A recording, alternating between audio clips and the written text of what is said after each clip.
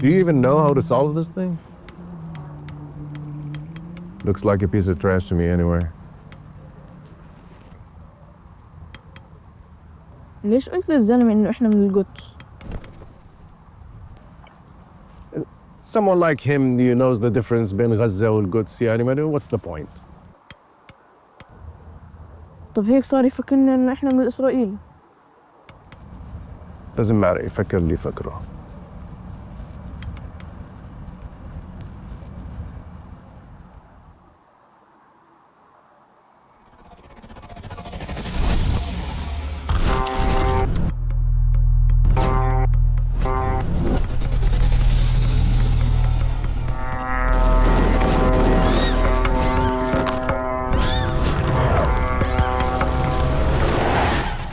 Sir, I'm fully aware of how important this deal is to you and the board, and I will close. But I expected you today in the briefing meeting. Yes, I'm sorry. Something came up. I don't care, Joe. Someone in your position knows very well that excuses don't fly. Got it, yeah. It won't happen again.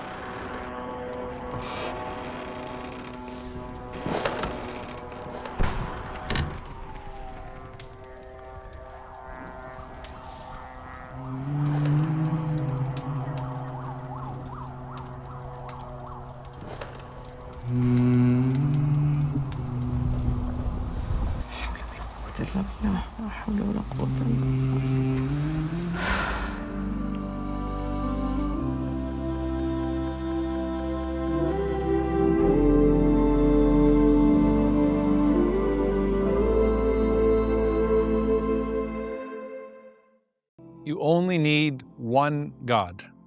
You weren't made for many masters, and your heart was not designed to bow in 1,000 directions.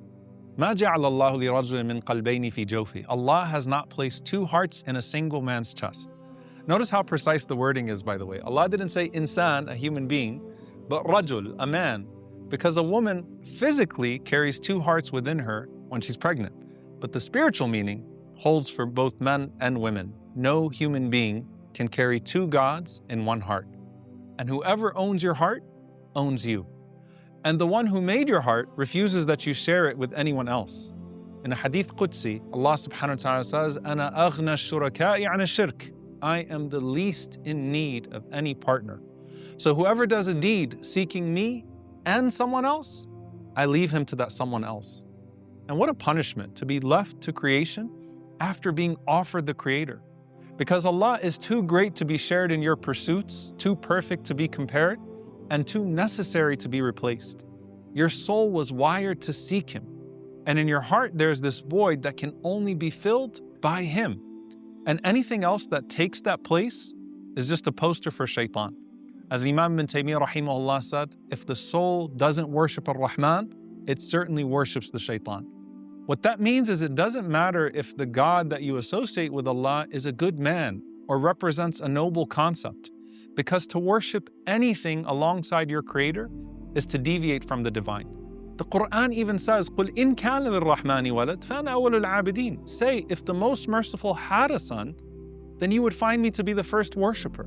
And as As-Suddi rahimahullah said, I would be the first to worship, but la walada lahu, he has no son.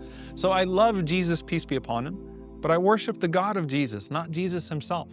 But beyond worship, one of the root meanings of the word Ilah is that which is sought. And Imam ibn al-Qayyim rahimahullah said the root of Ilah is الذي تأله القلوب بكمال المحبة والتعظيم والإجلال والرجاء والخوف. The one whom hearts adore, that's the meaning of Ilah, with complete love and reverence and awe and hope and fear. And that's why when the Prophet ﷺ met the father of Imran ibn Hussein radiallahu anhuma, he asked him, he said, how many ilahs, how many gods do you worship today? He said, I worship 7. 6 of them are on earth and 1 of them is in the heavens. Prophet ﷺ said, okay, but which of them do you really turn to in hope and fear? When everything falls apart, like who are you really looking to? He said, the one in the heavens. So the Prophet ﷺ said, then leave the other 6 and just worship him. You'll notice that the Prophet ﷺ didn't get into a theological debate with him. He spoke directly to the unsatisfying experience of shirk, which tries to divide an undividable God. Because shirk is never rational. It's born out of some sort of insecurity or desire or imitation. Because if the soul doesn't find its one God, it just keeps inventing new ones. And by the way, that's historically how God became gods. When people lost their connection to revelation, they replaced it with superstition. So you had those that started to worship these amazing natural wonders, like the sun and the moon and the stars, because they couldn't imagine one single power sustaining it all. Because how could a single God sustain all this awesomeness alone, when as human beings, we can barely multitask with the simplest of things? Then there were those who worshipped good and evil as 2 separate forces, because they couldn't comprehend one God whose wisdom governs both. And the Prophet ﷺ said that those who deny qadr are like those people because they deny Allah's divine decree due to their own inability to understand the question of evil. And then you had those who shaped God into their own image because they couldn't relate to a God that they couldn't see. So we need saints and statues in between that we can touch and feel. And then, of course, you had those that shaped God into their own image conveniently to fit their empire so that they could control others with a God fashioned in themselves. So every false God is just human insecurity, desire, or corruption dressed in divinity. And that's why Allah subhanahu wa ta'ala says, "In hiya illa asma sammaytumuha antum wa aba'ukum," that these are but empty names that you and your ancestors invented. Allah gave them no authority. And what you're really following is doubt and what the lower soul desires. Spiritual diseases get sculpted into deities. And when Quraysh made gods for power and profit, Allah shattered them all with a single phrase, La ilaha illallah. There is no God but God. The oneness of God was never meant to just be a theological claim. It's a revolution. Wa ilahukum ilahun wahid. And your Lord God is one, wahid. Quraysh objected and said, Aja'al al-aliha ilahan wahida? Did he turn all these gods into one God? See, Abu Lahab didn't reject Al-Wahid because it was illogical. He rejected it because it was bad for business. More gods means more money. Okay, but that's Abu Lahab and those are the disbelievers. What does this matter to the believer? Well, remember that the word Ilah means that which is sought. And you have to ask yourself if you're seeking Him, Wahid, alone, above all else. Now, that doesn't mean that you're a disbeliever or you're committing actual shirk when you have a spiritual imbalance or you're prioritizing others over Allah, but it does resemble the slope that led people to shirk.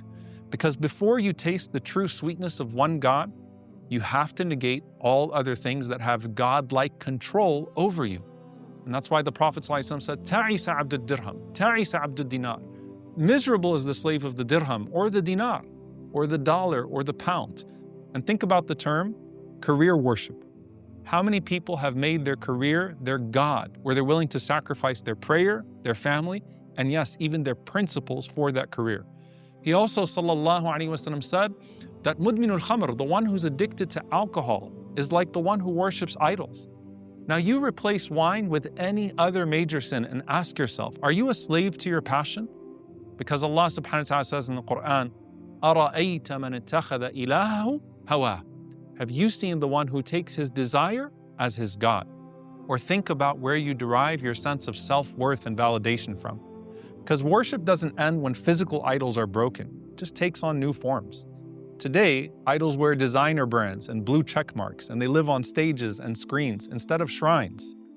But they all demand the same thing, your undivided love and loyalty and attention. And you have to unify your worship for Al-Wahid and your sense of purpose.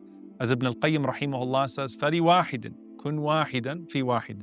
For one, be one upon one, being the single path of truth and faith. La ilaha illallah, al-wahid, al-ahad. What's the difference between al-wahid and al-ahad? The scholars say that al-wahidu munfaridun bidatihi, وَالْأَحَدُ مُنْفَرِدٌ بِصِفَاتِهِ. Al-Wahid is singular in his being. Al-Ahad is singular in his attributes. Al-Wahid negates numbers. Al-Ahad negates likeness. Al-Wahid means there is no God but him. Al-Ahad means there is no God like him. In Arabic, you can say Rajulun Wahid, one man, or Alfu Wahid, 1,000 men. But you can't say Rajulun Ahad, because Ahad means no comparison. And that's why Surah Al-Ikhlas does not say Allahu Wahid, it says Allahu Ahad. It's not just God is one, it's God is uniquely one. And when the Prophet ﷺ was told of a man who recites Qul Huwallahu Ahad in every rak'ah of prayer, along with another surah, he asked him why, and the man said, I love it because it has the attributes of the most merciful. It's so comprehensive. And when Bilal radiallahu ta'ala anhu was chained and dragged and tortured, he kept saying, Ahadun Ahad, one, one. And when he was asked later why he only said Ahad, like why not Ar-Rahman, Al-Aziz, Al-Jabbar, he replied, if I knew another name that would make them matter, I would have said it.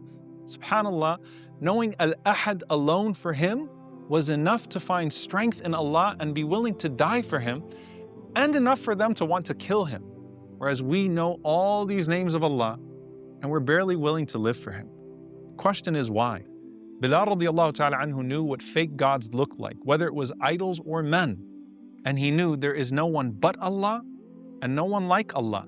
And just like that, the slave in chains became freer than the master with the whip. See, with Al-Wahid, you negate all others. With Al-Ahad, you affirm his transcendence. La ilaha, there is no God, illallah, but Allah. Alone in number, alone in likeness. And then finally you have this name that seems odd, Al-Witr, which means alone without pair. Al-Witr means the single, because everything else in creation is made in pairs. You have night and day, land and sea, male and female. But Allah, He is Al-Witr, truly one of a kind. Even if you're unique in some ways, you're still going to be like other humans. And no human being was more distinguished than the Prophet ﷺ. But at the end of the day, he was human like all of us in his basic nature. He experienced hunger, he ate food, and he used the bathroom. So you can distinguish yourself as a human with some elements of character, but you're still composed of the same things as everyone else. Now think of something when it's the only one of its kind in this world. Billionaires will pursue that one painting that exists nowhere else in the world except here. And they want that one gem that can never be replicated. Why? Because exclusivity creates value. Allah is Al-Witr, the only one of His kind. And He is available to the poorest person in the world who seeks the richness of knowing Him. You don't need wealth or status to access Him. You just need a heart that turns to Him alone. And notice, His uniqueness doesn't make Him inaccessible to His creation. It makes Him unlike His creation. And that's actually a good thing. Allah doesn't suffer the shortcomings of human beings. And sometimes we assume that we need someone like us to feel us and to comfort us. But similarity sometimes only makes our problems worse. If you have a friend who's going through the same crisis you're going through, they can only help you so much because they're drowning in their own problems. Allah is unique, but His uniqueness isn't distance. It's actually nearness. Because only the one unlike creation can be close to every creature at once. That's Al-Witr, unlimited uniqueness with unlimited accessibility. The Prophet ﷺ said, Inna Allaha witr, yuhibbul witr. Allah is witr, and He loves the witr. He loves that your night prayer ends with this odd number, 1 rak'ah of witr.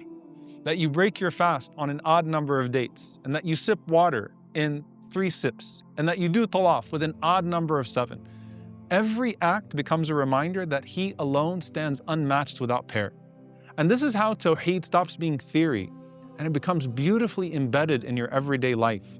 And in the deeper sense, living with Al-Witr means mirroring divine distinction. You can't be outstanding if you don't stand out. You were not made to blend into a world of imitation like everybody else, because the world doesn't need more empty bodies. It needs more uniquely devoted souls. And when others scatter their devotion, you direct yours only to Him. And when others chase wealth, you say, my sustenance is from one. And when others chase approval, you say, my worth is from one. And when they scatter their hearts, you say, my heart belongs to one.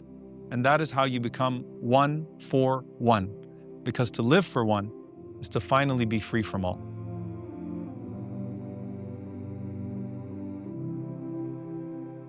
Ya Ilahi, the one my heart was created to seek, pull me away from every false worship, from anything that divides my devotion, until nothing fills my longing but you.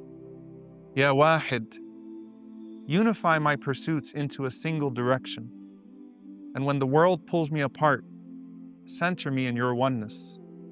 Ya Ahad, open my heart to see that nothing compares, so that I'm never overly impressed by anyone but you, and I come to love your names and attributes in a way that frees me from all others but you.